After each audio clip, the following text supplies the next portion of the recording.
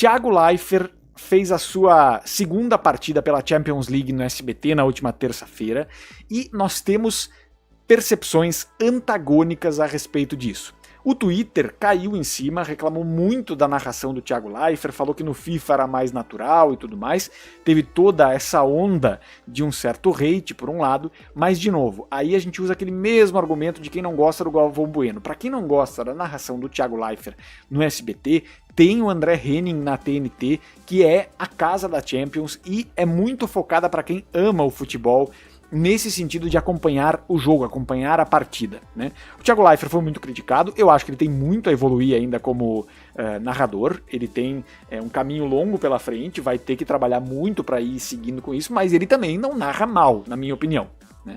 Na minha opinião, eu acho que ele tem uma narração interessante e que ela vai ao encontro do comentarista ao mesmo tempo em que eu sigo defendendo aquilo que eu falava antes da contratação dele. O Thiago Leifert é alguém que tem experiência também no entretenimento e com isso ele vai tentar conquistar outros telespectadores que estão assistindo Champions League e que não assistiriam em outros momentos. A prova de que de certa forma isso começa a dar resultado é o seguinte: nós temos aqui duas matérias do Notícias da TV, uma da Débora Lima e a outra do Daniel Farad. A da Débora Lima diz o seguinte: Leifert tem maior ibope do SBT com Liga dos Campeões, mas perde para o Gotino.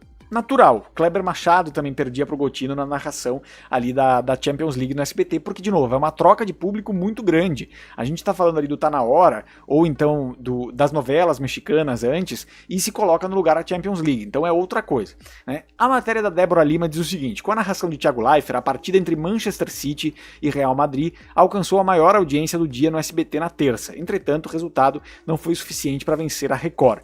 De acordo com os dados obtidos pelo Notícias da TV, transmissão do futebol no SBT marcou 4,7 pontos na Grande São Paulo, entre 16h40 e 18h56, chegando a 4,9 pontos de média com a bola rolando.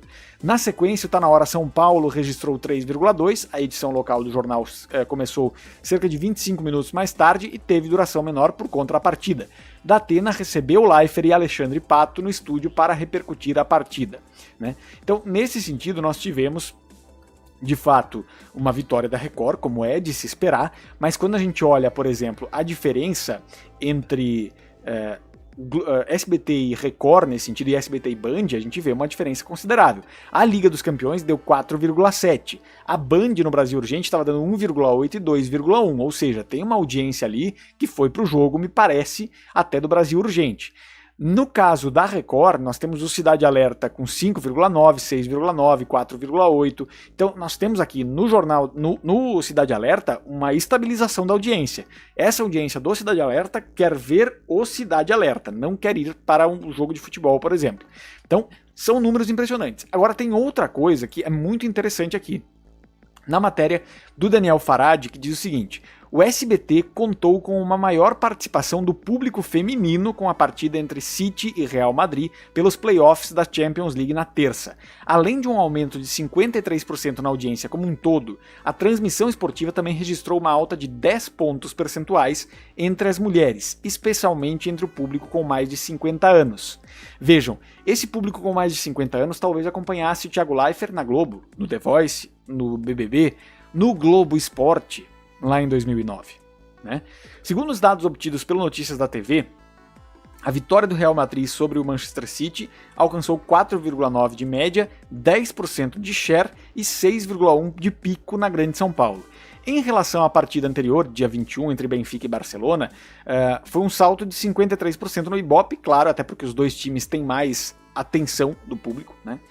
Entre as faixas etárias de 12 a 17 anos aumentou 1 ponto percentual, 18 e 24 anos mais 4 pontos percentuais e com mais de 50 anos mais 9 pontos percentuais. Outro ponto positivo foi que os números do futebol avançaram entre as mulheres de classes com maior poder aquisitivo, especialmente a B, mais 8 pontos percentuais. Houve o crescimento entre a classe C1, a classe média, com mais de 2 pontos percentuais, e também nas classes D e E, com 6 pontos percentuais. Como a reportagem já havia mostrado, a chegada de Leifert ao SBT foi vista como uma decisão acertada. O jornalista é, desde a época em que estava na Globo, um dos nomes mais procurados pelo mercado publicitário. Não à toa, a emissora não teve qualquer dificuldade para fechar as 10 cotas para a temporada 25. São 4 a mais do que o ano passado.